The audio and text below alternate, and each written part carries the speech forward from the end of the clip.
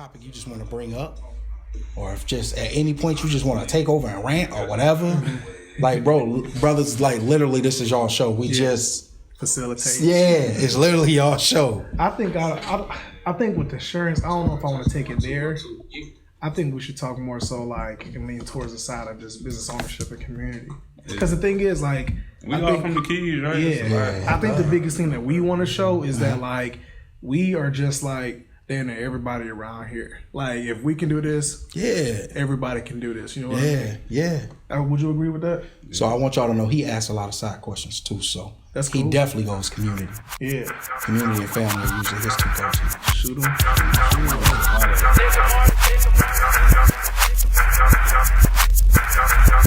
Yeah.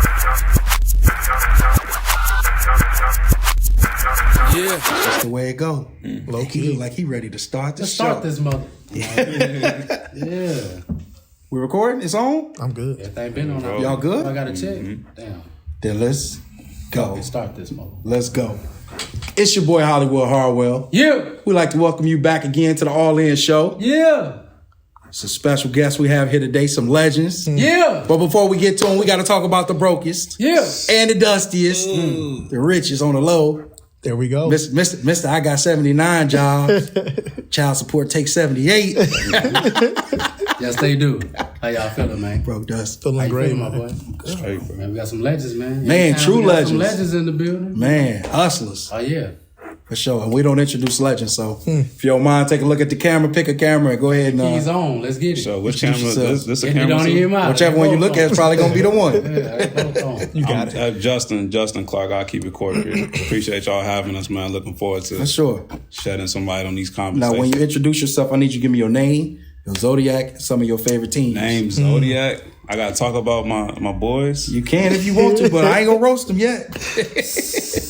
Justin, my Zodiac, I'm a Cancer for whatever that means. I don't really get into the Zodiacs. Yeah. We're going to have an episode coming soon with Smitty. That's our third unofficial host. So, he going to break all down the Zodiacs for us. Yeah, he really. So when he does it, I'm going to let you know. Okay. And what was the third? Zodiac gun? Favorite team? Favorite team? I mentioned my Chicago Bears. I gotta stand by them. Moment of silence for them. Every week. Every year. Oh. We're going to save it. You're right. Right. I'm Vince Clark. I'm Big Brother. Zodiac, also a Cancer. Our birthdays are actually 2 days apart. Yeah? I ain't want to throw that in. But. Hey, I thought you brothers was twins at first when I first met y'all at the gym. How many years But go ahead. I don't want 2 years and 2 days. That's crazy. So yeah. And of course, I just said I'm a Cancer. Favorite teams, I'm going to give y'all a couple. Okay. Chicago Bears, number one. Okay. Right? Chicago Bulls. Okay. Special shout out to my college teams. Tennessee Vols just beat Alabama on Saturday. Beat Bama. Big win. Buddy was out there killing. Man, going crazy. Look like a Heisman. Man, you feel me? Yeah, one game. And then finally, shout out to one of my newest favorite teams, Jackson State Tigers. Let's go. Okay. Hey, he down there clowning. Who is Swag? He definitely Who down. is Swag? Baby. So before we even get started, I got a question since you're going Jackson State.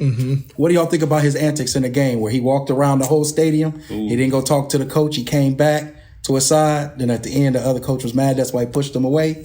Caused Who them is problems. Swag, baby? What I just feel like, man, Dion is being Dion. Honestly, I didn't see the situation.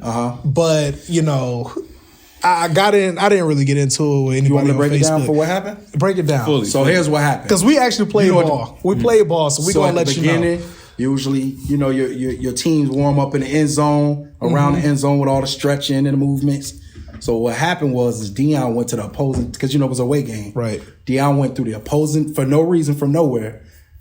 He walked through the opposing team's warm-ups. He walked through their whole crowd, past the coach, everybody, didn't say nothing to him. Through the players. Through the players. Okay. To the other side, walked that whole sideline. Then he walked to his people. Okay. Instead of walking his sideline and going to his people, he went that long way away. Yeah. Okay, here's how I feel about that. There we go. So at the end of the game, let me just say it. So at the end of the game, the coach The opposing team's coach was mad, Right. because it was considered disrespectful, and that's when he pushed him like, "No, don't come shake my hand. That's not cool." Right. That was the drama. I got you. I seen the end part. I didn't see the beginning. Yeah.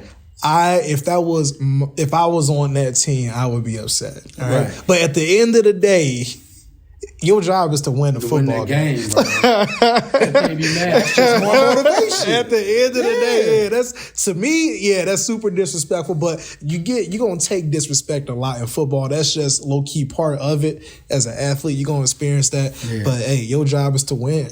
So go win the football just made game. him more salty. Yeah. It was a blowout, wasn't it? Nah, 26-12. Okay. Handle business stuff. So I mean, They was up the whole game. But Yeah, that's probably up the whole game. I didn't get to watch that game. He wouldn't have been like that. He wouldn't have been like He wouldn't have that. been like fuck, that. that's gamesmanship though. That's it happens. Right. It happens. They had 60 minutes to handle business. That's the way I see it. So if you ain't like it, Go do you something. know what I'm saying? Go win the game. 60 That's all you minutes. gotta And the push, do. the little push, that was very, very petty at the end. You know what I'm saying? How the coach pushed them and what? That's kind of, come on, bro. It's football. And you can still show the emotions even though you took an L in the interview. And it's like, listen, like we didn't like that, disrespectful. Yeah. We took an L, but hey, listen, He ain't swag. next year, no, come on, man. Like it's like next year, hey, step your recruiting game Right. up. Yep. Like you got Jackson State circled on your schedule, right? Go take care of Every business. Go take care of business. That's What the you way I got, look at Dusty? it. About that? Yeah. Should have won. That's all I got. Man, I don't even think you. So look, You know, it'd have been more respectable if that? the other coach would have had a firm handshake and looked him in the eye and walked away. That would have been like if you would have firm handshake, looked him in the eye. Or Like, you should have hit them while they was walking through your team. and your stands. Shoulder bump him. Yeah. You're not just gonna walk clean through here like that. Nah, something, yeah. Prime time. Yeah, like you ain't gonna get no clean walk. your ass. Yeah, That's something. head coach on head coach too. I would have had a step you to him gotta for the do game. something. It's They let him disrespectful, walk but you know through. what, man? I'm gonna tell y'all this. I love Dion. I do too. And that small school, trying to grow it up and make it into something. Like the fact that Dion is all publicity. Everything is publicity. So now not only are we gonna beat y'all, I'm gonna walk through your people.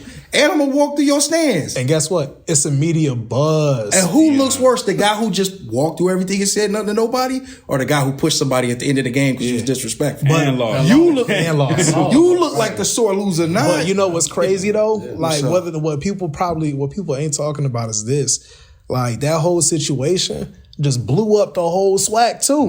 Like everyone is talking about that. That's what whether you like it or dislike it, if you like an HBCU alumni, like you should be like, all right, you should see what's going on. Everybody is following SWAC football right now. Bro, and it's beautiful because the newer generation are rebels. They like that. Right. So he's literally recruiting. That was recruiting. That was his way when he come to your house to come pick you up to get you on his team. I'm walking through other teams for you. I represent you. I'm gonna be the bad guy, and you're gonna go on the field and talk. And you for could say, guess what? Everybody's talking about us. yeah, yeah. Everybody's talking about us. They watching us. Do you want to be on that team or not? That's it. You know what I love mean? it. Yeah, absolutely. I can't believe 4 people. First time we all agree. Hey, I ain't got no problem with it.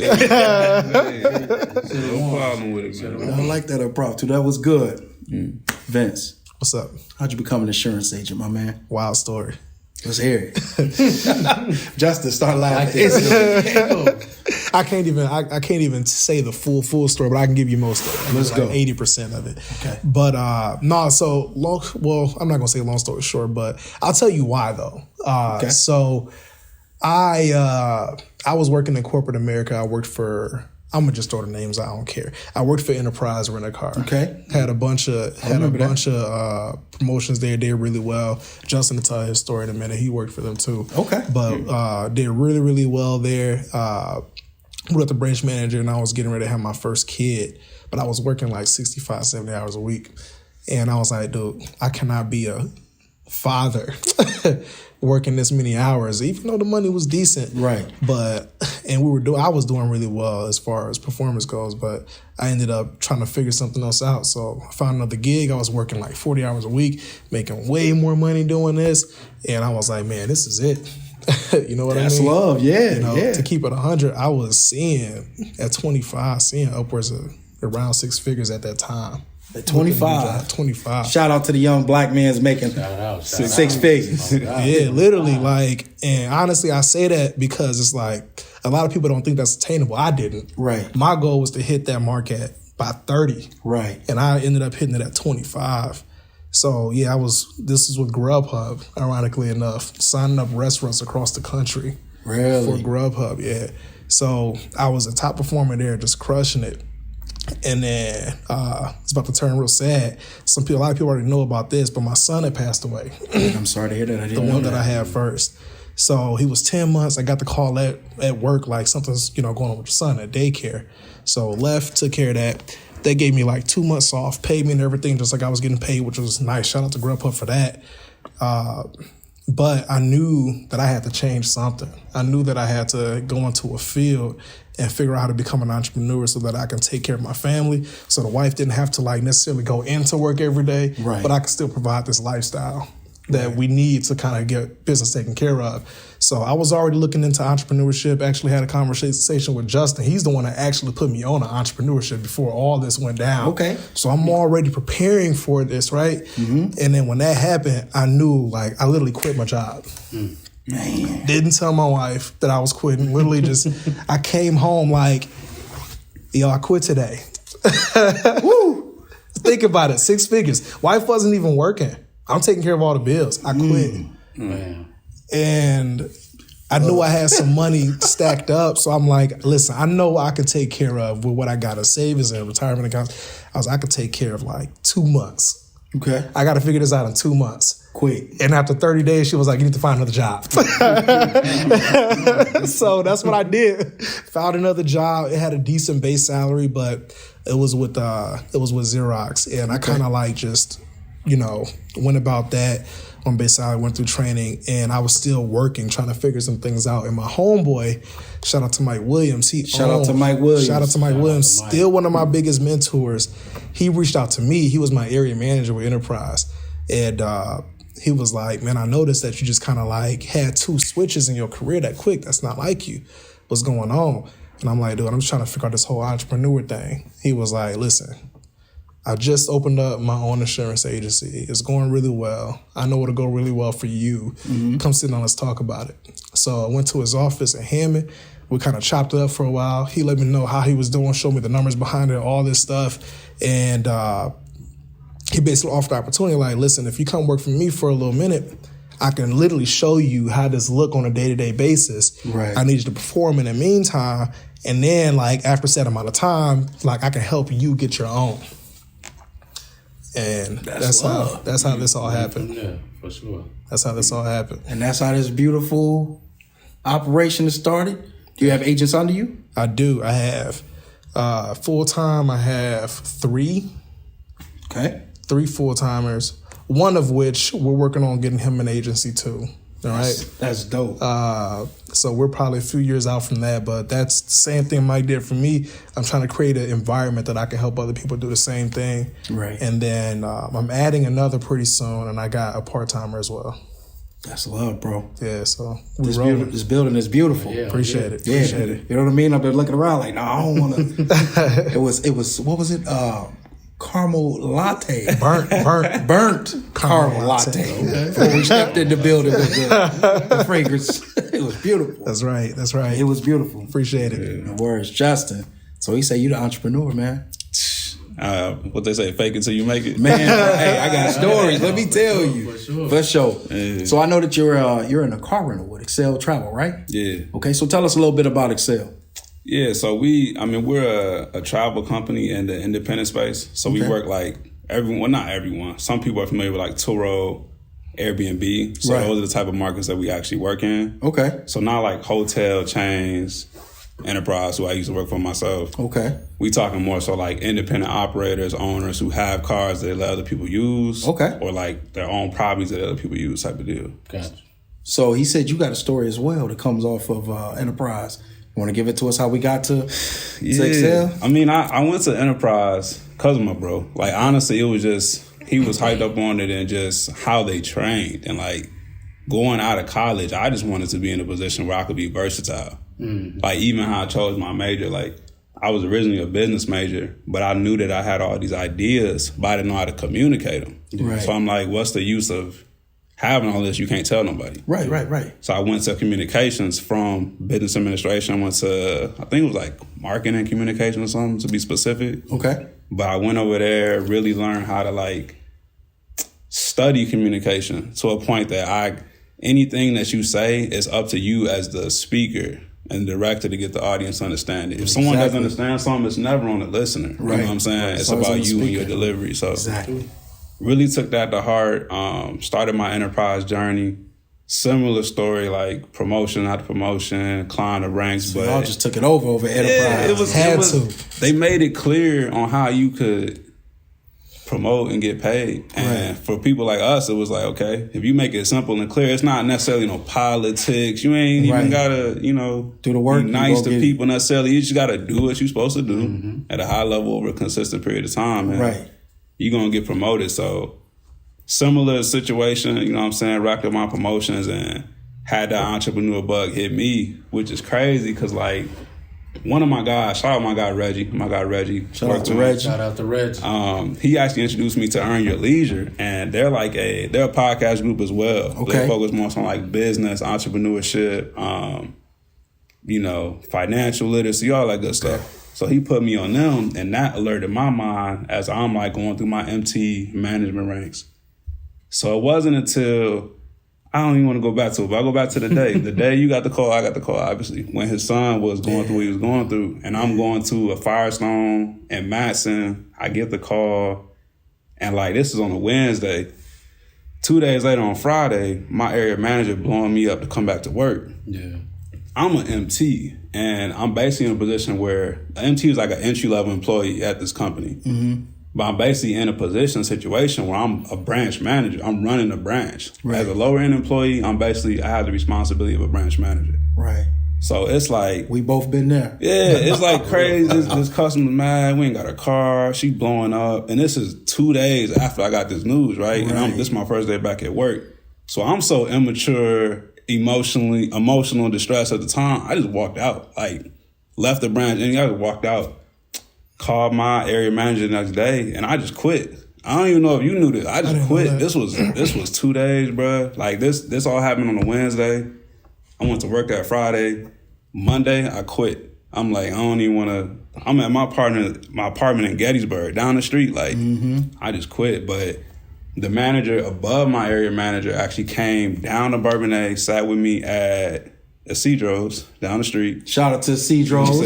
Shout out to fish tacos. Came down. Fire, man. So he came down, the regional manager, bro, had lunch with me, pretty much sold me back in the company. And I continued with them for 2 years after that. But my goal from the time I got back in was to leave. You know what I'm saying? I was like, ain't no way in the world I'm going to be a number and have somebody tell me when I need to come to work and do all this. So I was headstrong on, I'm going to go in there, learn their system to a T, and leave. And use it to your advantage. So that's how the car rental business came about. Wow. And then from the car rental, now we're venturing more so into property management as well. So that's like, coming together. But it's all a journey. Like I followed a similar path and steps as my bro. And then just through life, it just led us in. I want to say something too, if you don't mind. So it's crazy how us growing up, like 2 years apart, he's 2 years younger than me, we shared the same room all the way through the time I left for college. And then he finally got a room by himself until I came back for winter break. You know what I mean? Like we played all the same sports. Like literally, it's like anything that I did, he did. It's crazy. That's how I know y'all from the gym. Yeah. Being together, working out. But what's nuts is, I don't even know if I ever told him this. I might have at this point. But it's like anything that I did, he did. I was usually at that time better because I was older. But when he got to my age, like 14-year-old Justin was like better at whatever we did as 14-year-old Vince. You know what I mean? Well, you was the learning experience. I got to see it. Especially with like enterprise, because I'm like, look, I could go. I had other jobs and companies I want to work for. I'm like, why would I do that when I've already seen what's working? Like, why do I have to? It'd be different if I was just out here like. And what's crazy is like I respected you as a brother before I even realized it. Kind of like I'm gonna follow this path because it's already proven. Right. I ain't like some dude who out here without an example to follow or whatever. Like your older brother. Yeah, I mean, he had my pops. This is true. This is true. But that's a different level, though. Yeah, you know what I'm saying. That's a whole different and level. we right by each other, so yeah. And I don't know what made you like go on the path you go down, but they were good choices. I got lucky. For enterprise, I got lucky. It is crazy. I've heard a lot of good things about an entry level job at enterprise. Man, not the first. They go crazy, man. If it's like one or two ways you can look at it. Either you could say, because it is the worst job ever. I'm not gonna lie, it sucks. But if you take it and you actually exceed at it and you figure it out, and you're good at what you do, they tell you how to be good. Really? Well, they don't tell you how to be good. They tell you what you need to do. You got to figure that out. Yeah. And that's usually by networking, like going to people that are the top performers and figuring out what they do. And then there's always a blueprint. That's what I learned. Right, branching off your way. You know what I mean? Right. And if you could figure out enterprise and be highly successful there, make it up to assistant branch manager, area manager, I'm telling you, in the business world, you can conquer anything that comes your way. What I do is not as hard as enterprise. It's like learning. It's a job military. Yeah. It's like football players versus all athletes or something. There's some crazy comparison. Like enterprise is football. Like you do everything. You run, you jump, you tackle, you lift weights, you sprint. Complete. I say hands on. I think of it like the Marine Corps. Enterprise like the Marine Corps of business. Of employment type. Enterprise, the reason I got my first credit card. I got tired of going up there to rent a car and they're like, you need a utility bill. I ain't got no utility bill. The cell phone count? Nope, it's got to be a utility. Right. I remember. All right, I got you. That's if you last. Credit card. People go to enterprise for a week, a day, and get up out of there because it's not an easy job. It's not an easy job. There's a lot you can learn from it, but that's what I say. We just had this conversation on our podcast not too long ago. But our podcast? Yeah. We got a podcast too? Oh, yeah. Let's talk about it. Yeah. We do like a little chop up. We call it bro to bro. But literally these same similar type of conversations, we had them on the podcast. And we similarly pick a topic, what's going on, current events, current news. And it's called Bro to Bro? Yeah. How often do we put out episodes? Twice a month. Twice a month, give it and where can you find Bro to Bro? All podcast ways, YouTube, search Real Mindset, REEL, and Bro to Bro, all one word, and it should pop up. Okay, for sure. We'll make sure, we're going to have to come on y'all show one day and act a fool. Probably be right here. Yeah, for sure, whenever y'all ready. So for both of you, what are your company values? So with your businesses that you both run now, am I allowed to say where you work now? Who you work for now? I don't know if I'm allowed to say that. I work for me. Okay. I got my own company. I have a partnership with a larger company. You work for you yourself with a major company selling insurance. Yeah, I can say that, right? I'm an owner of my insurance agency, Vince Clark Insurance Agency. There we go. So I don't know the words, so I want to make sure I say Vince it Clark right. Insurance Agency. What are your company values? So my company values is we really want to just be upfront and honest and just take care of like whatever it is that people need taken care of. And a lot of times I say that, and it sounds like super simple, but it's really not, because when people come into us and they bring in their insurance or whatever and they get a quote from us, we find that we do a lot of, I can't say this word, but I'm trying to think of how to phrase it, but we really just explain in detail is what I'm trying to say, exactly what it is that they're getting themselves into. You break things down further than what the average person would do. Exactly. What the average insurance agency, anybody else would do. Right. And they tend, when we break things down, they tend to raise their eyebrows and say, oh, that's what I have? Right. And we say, yes. But this is what you need right here. And then we let the customer make a decision on what route they want to take. So that's what we do really, really well. That goes for car insurance is probably the biggest thing because we do a lot of that. And as far as volume goes, but especially like life insurance, that's probably the biggest thing as far as most important thing that we do. And that's another thing that we really value here is we want to make sure that we do our job to eliminate all the GoFundMes, all the people trying to fry fish to like pay for final expenses. Like especially with me being from here and our team being from here, that's one of our biggest missions that we have every day is try to make sure that when things like that happen, when people do pass, that financially that piece of it is taken care of. Okay. Yeah, that's to the point. Yeah. I like it. Yeah. Break it down and put it in the customers, the consumers, put it in their hands. Right. That's I love what that it's all keeping about. people from frying fish and GoFundMes. 'Cause that's like you say that, but that's real. That's It real, is. man. Especially since COVID, like Right. Right. changed the whole perspective on everything. So and a lot of people weren't prepared for that. Yeah. And the thing is, if you don't, it's either like you prepare for it or you don't. And if you prepare for it, like, because think about it, when somebody passes away, there's already a lot of emotions that go into that. Right. There's a lot of grieving that goes into it. The last thing that you want to do is have to try to figure out how you want to pay for this during that time. Right. And that's what I see too much of, especially in Kankakee. So it's like, man, we can just get this taken care of on the front end so you can eliminate all those words. It's crazy how, for the average, and I don't want to say above, I'm not trying to include everybody, so I'm saying average. It's crazy how in the black families, the only time you worry about taking care of the death expenses is when somebody above you dies. Yeah. So when grandma dies and it hurt, or mama died and it hurt, or a sibling died, unexpectedly, that's when it's like, oh yeah, I got to get that done. Right. And it's kind of sad that we don't focus on making sure that we take care of the loose ends that could happen if it was our turn. Right. Exactly. Because the average parent has spent most of their time, in this area anyway, has spent most of their time and investment taking care of their child. Growing up, they're just now getting to a point where they're getting their lives together. So I read something that said the average American, if they had to spend $2,000 instantly, would have to claim bankruptcy.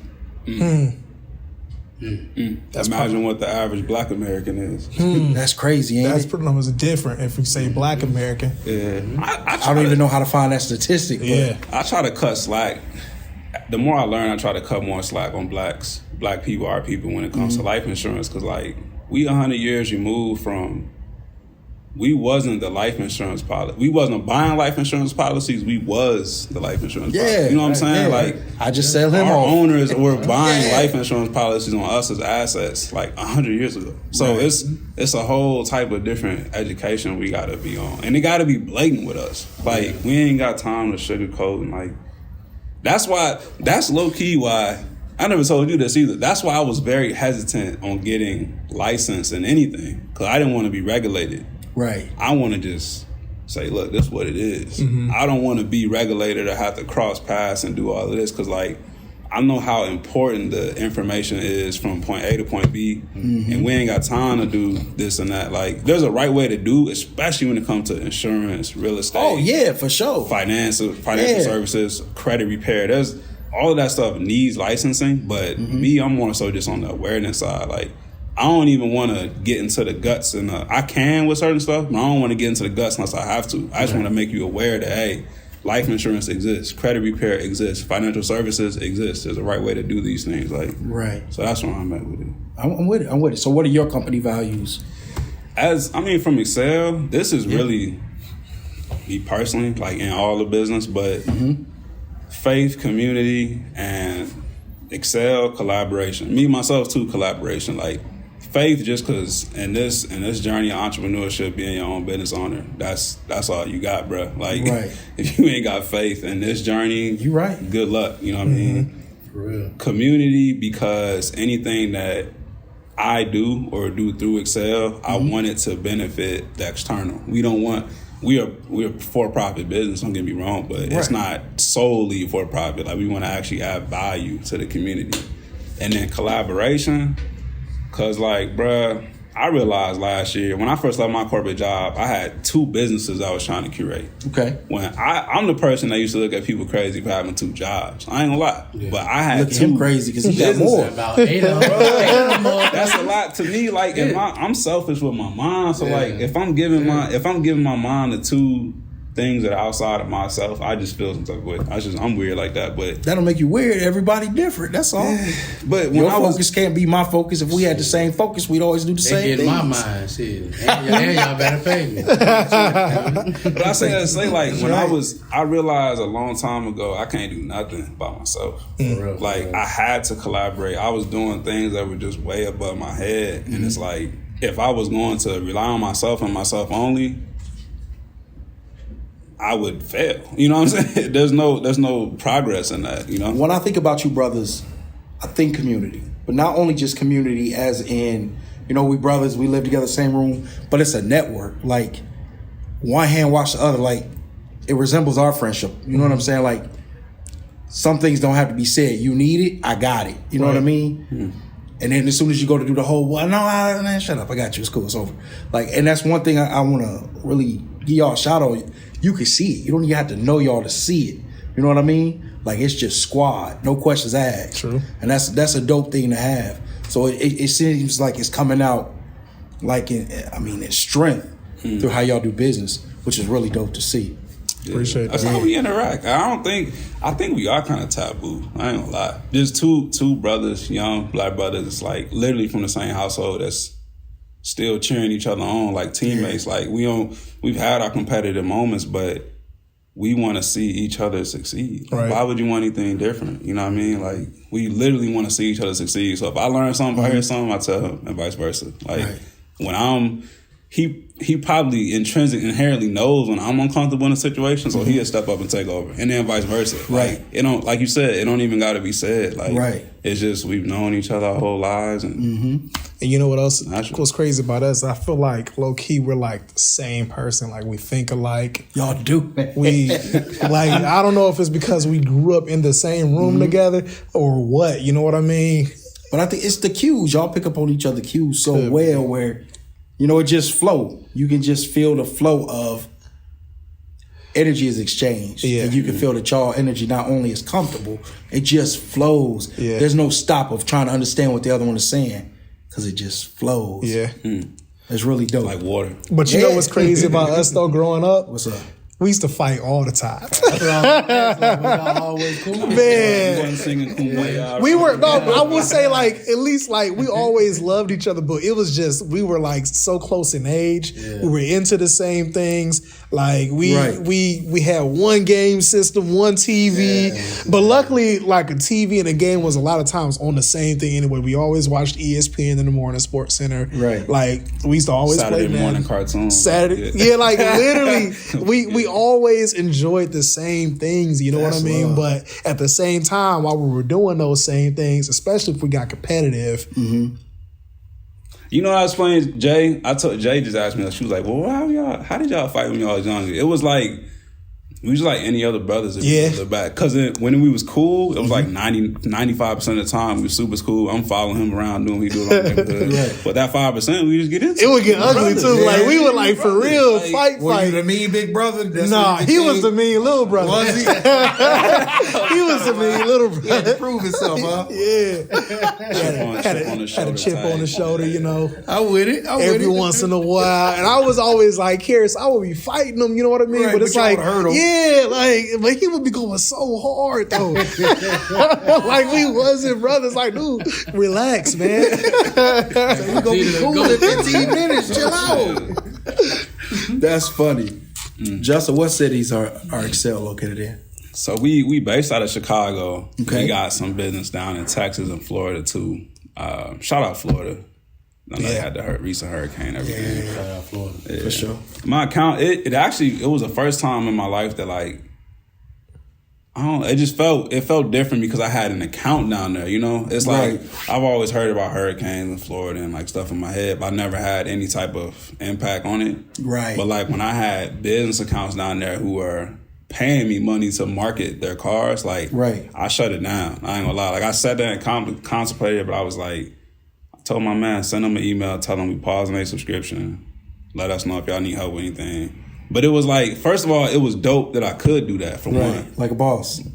But two, it was like, it felt good doing it anyway. You know what I mean? Because like they got to me, they probably not even thinking about no market. You know what I'm saying? They got all this stuff they going. They ain't thinking about paying no marketing subscription. Hurricane right now. You feel me? Like, and this coming out their account. These big companies don't care about. They on that. Real. You know what I'm saying? So really, you did it to help them out more than anything. Yeah, send them some donuts. You know what I'm saying? It made me really look at it like, okay, yes, I'm in business. Yes, I'm trying to grow my business, but this is human. This is real life. Like, this is real life. So what are the requirements to rent your cars? To rent, it depends on the car. It depends on the car. He looked at me like, not you, buddy.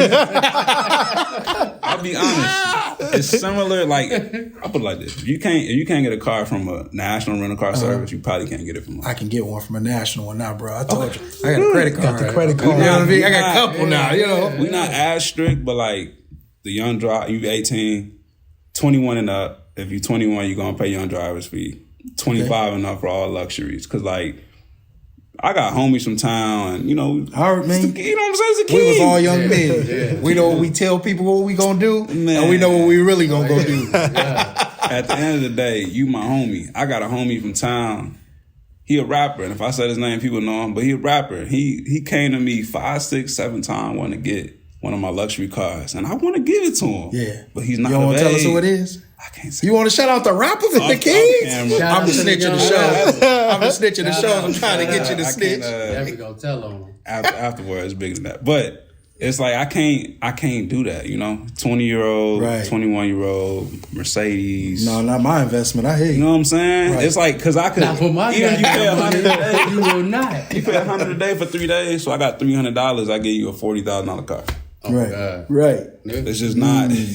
It ain't gonna work. So yeah, 25 and up for most cars, 21 and up for all cars, and then after that, it's just like the weeds, nothing. Okay. Nothing really. And how do they find you for Excel? TravelExcel.us. That's the easiest way. Travel. ACCEL, like accelerate. There we go. TravelExcel.us. Because we got fourth graders. I said every episode, we got fourth graders who watch. For sure. And for some reason, he don't like the fourth graders. He always shake his head. The fourth graders. He cool with the fifth graders, though. You defending them fourth graders. They gonna come and kick your ass. That's all right. Nah, they don't need to go to the site anyway. No, you smarter than the fifth grade. They gonna be over there like, I'm gonna rent a Mercedes. No, sir. Man, I'm sorry. No, sir. That was funny. So what are the typical criteria that people choose when looking for an insurance policy? Typical criteria. Price. I was about to say that. For sure, that's the number one. Listen, how much it costs? Right. Well, listen, what people, and I say that kind of jokingly because that's really like the second thing you should be thinking about. Okay. Look, even you ain't convinced. I walk in places and say what I want to spend. I don't tell you what I need. I'm not saying. Here's what I'm budgeted for this. What you got? I'm gonna tell you why though. It's the second thing you should think about. Talk to him. It's time. And we do this all the time. Come on, salesman. Right? Let's do it. It's not sales. This is real life. All right. Come on. So I'll put it like this. Like people think that insurance works like this. All right. It's like imagine yourself walking into a supermarket and the supermarket has nothing but like brown bags on the shelves. And it has prices associated with those brown bags. It has got big bags and small bags and prices. It's just really random. People automatically assume that, you know, when they got this larger price or whatever it is, the coverage is better. But when you don't understand your insurance, you don't really know what you're getting into until you have to use it. Okay. And if all you care about is price and you got to open up your brown bag because you just got into a car accident and you just hit a $60,000 brand new Jeep Grand Cherokee and it's totaled out. Bro, Dusty, we need to get into the chop shop. What up? And your insurance only pays for $25,000 of the $60,000 and you own a house. Guess where that remaining, from the $25,000, $30,000 is going to come from? After assets, yeah. You ain't going to have a house no more. That's their house now. And you're going to be working for them the next 5-10 years. That's why price is the second thing you should think about. Coverage should be the first thing you think about. Does it actually work? Does it actually cover me for this situation? What do I have? What can I afford to lose? That's what insurance is. I harp on life insurance That's a great one to say. Because life insurance, like, you cannot do it. Talking about life insurance, you know what I mean? Yeah. And if you there's a lot of things we can save money on, people. We can save money on a burger. We can save money on the soda pop. You can save money on gas. You can go to Mantino, save 30 cents. You know you're going to save money there. Life insurance? Shout out Mantino gas station. Hey, Mantino do off. They get you right. But life insurance, that's not something let's go. You want to go to the marketplace and say, what can I get the absolute cheapest? Like, and I completely understand what you're saying. I completely understand what you're saying. This is important. That's like going to the lot and getting I want the cheapest car you have. Like, right. Don't care. You don't about want the the cheapest car you have. Right. You don't want the cheapest toilet paper. I think y'all misunderstood. I would go up for the cheapest. Here's my price limit. That's what I'm saying. And you know what? There's certain situations where we're working with that, especially with life insurance, because the thing is, when we have our conversations, we ask a bunch of questions up front. Do you have a death benefit in mind? Is there anything else you want to take care of? Do you have a mortgage? If you pass away, would you want your mortgage to get taken care of? Do you want to leave anything behind for your family? Right? Like we ask all these questions they first. Took it all now. Shout out to my family. There we go. They took all my money now, so when I'm gone, ain't nothing left for them. There we go. But then the last thing we ask when we have a life insurance conversation is, what's your monthly budget just for life insurance? Right. Because the thing about life insurance, price is also really important because you don't want to pay for this life insurance for 6 months, decide, I can't afford this, and then let it drop. Because then you just wasted 6 months of money. That's right? true. That's true. Like, what's the point of paying for life insurance for 6 months if you're just going to have it drop? So your life insurance do have to fit within a budget that you can you can afford to pay every single month. And then it's my job to figure out how we can make it work. Right. And if we have to say, listen, we're going to start with this amount first. It's not your total need, but we can start right here. And we're going to call you back 2 years to see if we can increase it for you to fill your full need. That's what we have to do, because we'd rather have you leave with something rather than nothing. Our job is to put you in a better position. Just more good than it is to you know how you know you're good? As a salesman, I'm a little out the game, a little bit retired from it. As a salesman, he overselling me. I'm like, making sense. Perfect. No, bro, but listen, don't take it personal. That's just no. I'm gonna say as soon as this I see salesman in my mind, it instantly go, salesman, what up? But listen, this is what we do. Like at the end of the day, professionals. But it's professional, y'all. Yeah. Yours comes with logic behind it. I don't feel like you're overselling me. I feel like you're informing me. And there's a difference between being an informative salesperson and somebody who is shooting smoke at me to get me to, you know what I mean? You're not putting me in a lot of scenarios that are weird that I normally wouldn't be in. Yeah, that makes perfect sense, but I wouldn't. But you could. You're literally giving me informative information, put it in my lap, and then saying, and then you make the decision. Does this make what sense? You want to do. Yeah. You got all the information. Right. This is my job to give you the information. Right. And then you let me know, now that you are more aware of how this works, how we going to make this happen. You know what I mean? I think there are two types of salesmen. There is the smoke salesman, and then there is the customer service salesman. The smoke salesman paints pictures, uses all these vivid things, but the moment they go away, all of that goes away. You got this bill, right? Then you have your customer service salesman. They're informative. They give you the information they need. They talk with you. They don't talk around you. They don't pinpoint on one thing for you. They work within what you have. Everything you've said since we've sat here has been nothing but informative and customer service based. Right. So as I play, don't take it personal. No, it's not personal. For sure. I do take it personal because I don't like that word salesman. Most salesmen, as an ex-salesman, I don't like that word salesman. Most salesmen take it personal. Because salesman is a little bit of a weird word. It is. You know what I mean? I need your money. I need you to buy this. Yeah. And the thing Truth is, be told, we do, but you don't have to be that person. Right. So that's the conversation I have with my team. Like, we all from here. Like, we got reputations. Right. You know what I mean? Right. Unlike some other agencies around here, we have reputations. We got family from here. Right. We got a network that's from here. So when we do things, we have to do right by the people, because most people that we work with are also from here. I'm going to tell your mom. I'm going to tell your dad. Right? Like, well, come on, man. Like, I can't be having that. You can't live. Exactly. I live here. Everybody know my people. I live in Kankakee. I go to Burkott's. I go to Jewel in Kankakee. Like, I'm at these places, so I don't have room to be like messing around. You know what I mean? So for sure. That's what's also important to me and my team too. So I'll say something. This probably helped all the salespeople out there. And I sold cars, so I was like your stereotypical salesman, like the worst salesman you want to be. But I told people, bruh, like I told this to my coworkers when I was working. I told this to people who still doing car sales. I never sold a single car. I literally helped people buy cars. Like when I switched that mindset, it's like, because people will come in, they don't even know how to buy a car, what they want, right? And once you sold 100 cars, like, you know the process so well that you're literally informing people on the process on how to buy. Like, you want this car, can you afford it? What kind of job you got? Okay, if you can't afford it, I suggest you go with this one. Yeah. And I was the type of salesman, bro, I unsold just as many cars as I sold.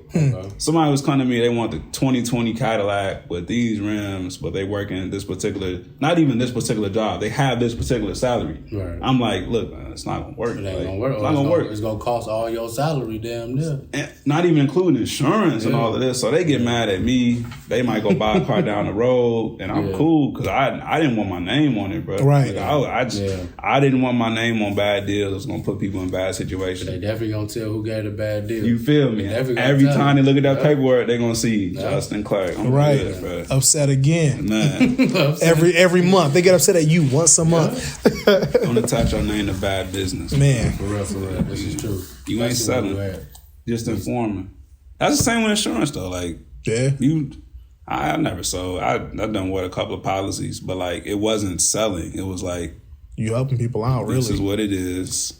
Why wouldn't you want to come to a better company for a better price? And the thing is, when you do it like that, what we really do is it's like you just really empower them. Mm-hmm. Like now, okay, I understand how this all works. I understand, like, you with a good company. I understand. I know you for the most. Actually, I don't know most of the customers. You'd be surprised. We got customers all over Illinois and Indiana. You know what I mean? But at the end of the day, people feel like they know us after they have a conversation with us. Yeah. So, I mean, that's what it is. You inform people, help them, empower them to make the right decisions for them and their family. And when you can do that, a lot of times, as long as the price is right. Yeah.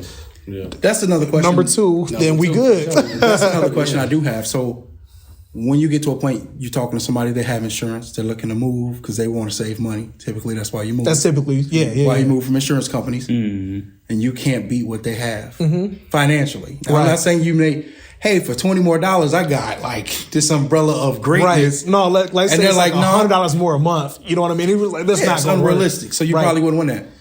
Do you normally fight for that $20, or do you normally, because there are benefits, like I said, because maybe your policy for an extra $20 creates a bigger umbrella of coverage. Right.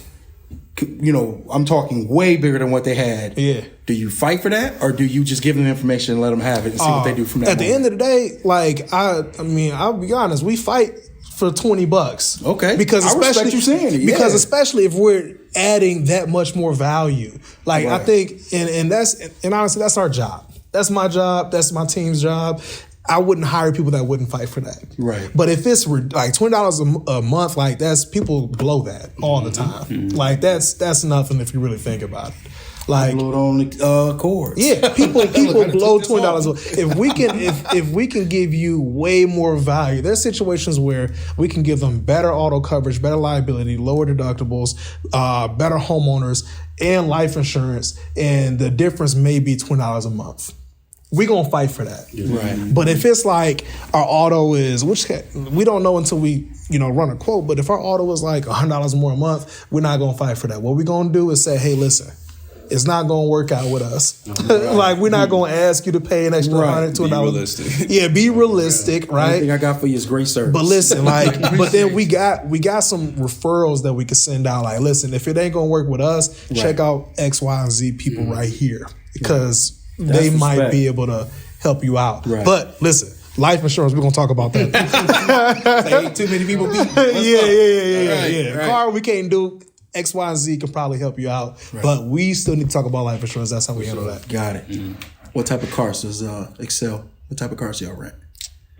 We got pretty much everything. We got, I was finna say. Yeah, and everything. Everything. But we can, you feel me? Big word. And the car. Put it right under that umbrella. Talking about, like, what? This credit card for to be used.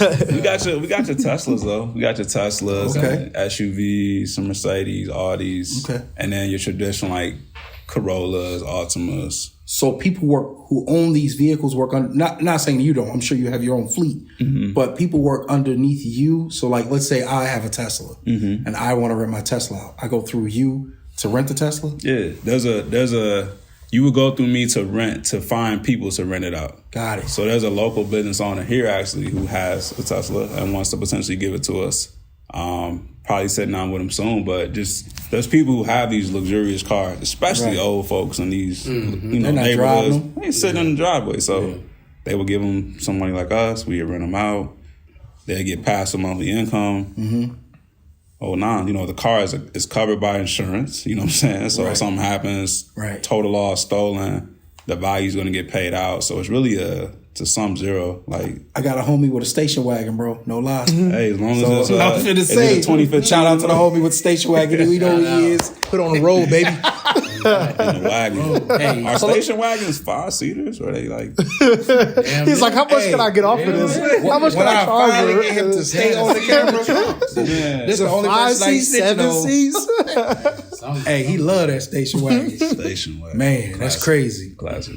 What is the biggest misconception prospective clients have? Perspective.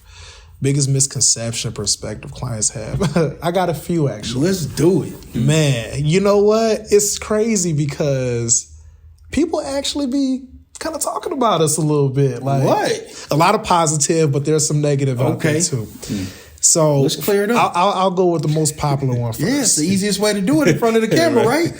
But this one isn't the one that kind of irritates me. It's just part of what comes with the territory.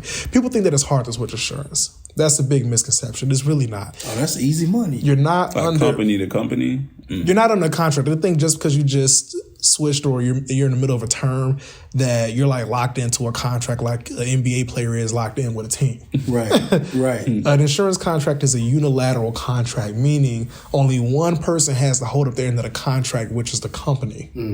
If you ever want to stop paying your bill, we can't come after you and collect. Only thing that's going to happen is if you stop paying your bill, it's just going to lapse.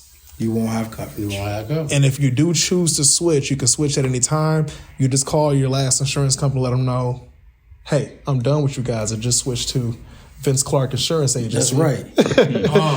Well, where can they find you at if they want to physically come to your building? 929 North 5th Avenue, Kankakee, Illinois. If you don't know, that's the old Cinderella shoe store building. But it looks different, way different here. Completely different. All right.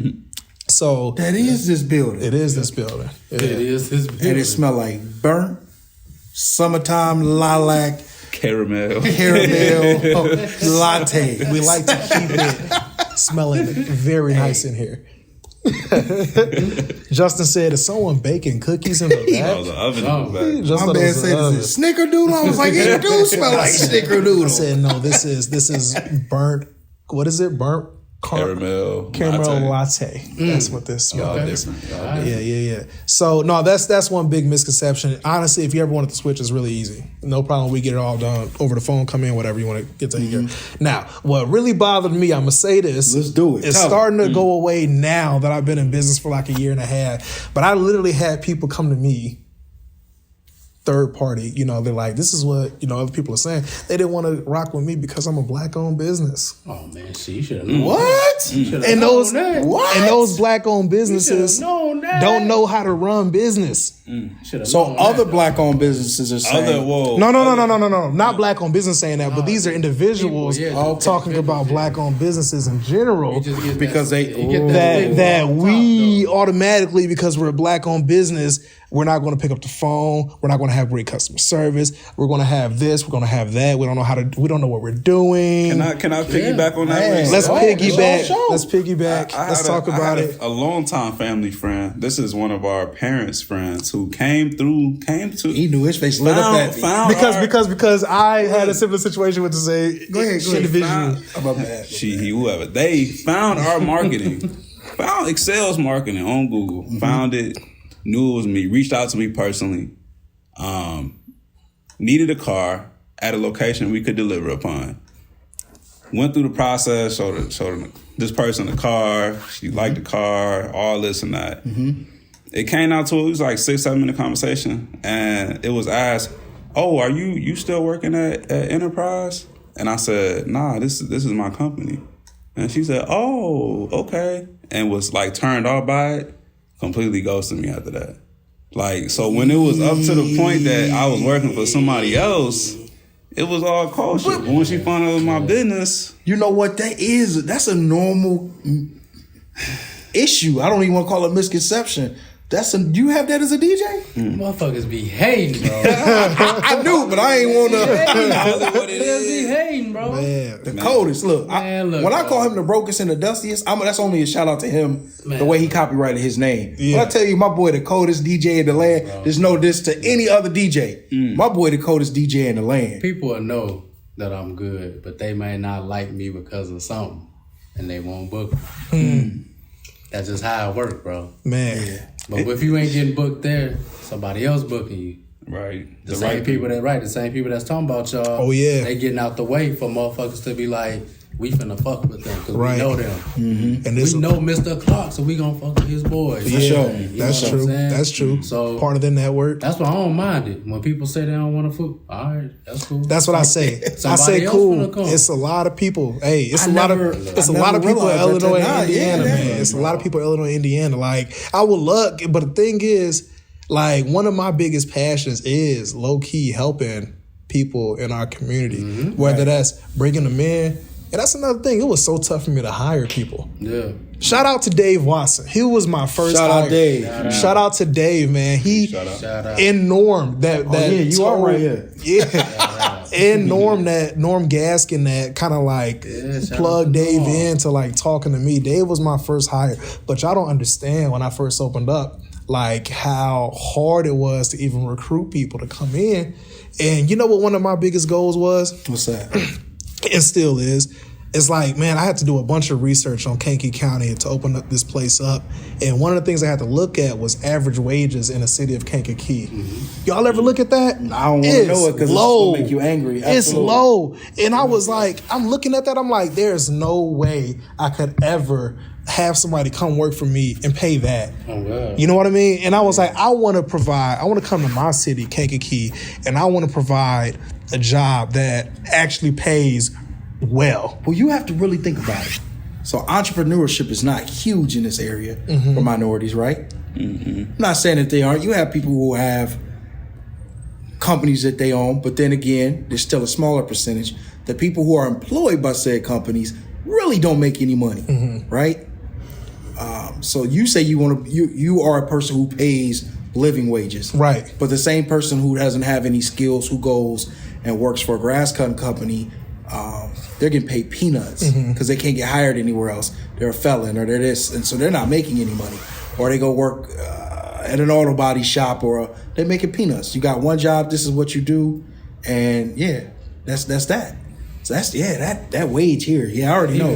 That's part of the reason I love. Like, Yeah. it's like, Yeah. like you said, a lot of people not say that they don't take us serious, but I think that's what it is. No, you know can what say I'm that. saying? You can say that. They Like- don't take us serious. people go to Walmart and just be respectful. They call you. You say it's a price. It's They what cussing you at you. mean? What you mean? Why you charging so high? It's Why not you doing me. this like this? So, It's so not with me, stuff man. like that, like you said, the wages, just who you are, where you from. Man. I think it's hard for people from here sometimes to separate you being you and being a business Right. at the same time. You know what I'm saying? So that could be another reason too. That's true. It used to I really can see that bother me. because sometimes it's hard for me to separate you from the DJ. Yeah. No, it Like a is. lot of people be like, they'll just call and just want me to book a party, and I'll be like, all right, I'll send you an invoice. I need a deposit. Such you need a deposit. That's how you run business, though. yeah, man. I need a deposit. So I need That's how all you that. run So, business, man. Yeah. And I think that's a big thing. I think, and that's, again, part of why, I wanted to come back to. It's like, we got to start making real business like the norm around here for us. Like it's a certain real way, business. real business. You know what I mean? Like you got to feel confident that someone that look like me, someone that look like you know what I mean, could come in and actually do something like this Be and an take owner. that person seriously. That you know. Yeah, that you actually know you that know. that's from here. They don't. People can come, like, you don't have to come from out of town to be a legitimate business owner. But you know what? I think that's also slave style mentality too, right? Because master is the people who run it. This is traditional. That is master. But if it came from Walmart, it's right. You bought it off Amazon. No, that's junk. I don't want that. That's an old school mentality. Except for Shein, these women love this Shein. that's crazy. But I think just in general, like you say, even with business, like if I could come to you, yeah, cool. But then I could go up the street to Joe Blow, and Joe Blow been doing it for a long time, and Joe Blow don't care, and none of those other things, you know. But you, oh no, you young, you fun, you ain't taking this serious, you cool. I'd rather go to the person who really ain't taking this serious. They have no passion for this. This just a paycheck. They building been there 20 years. I heard that too. My mama went there. Yeah. That's another thing. You so young, like, yeah, I'm young, but I'm here for a reason though.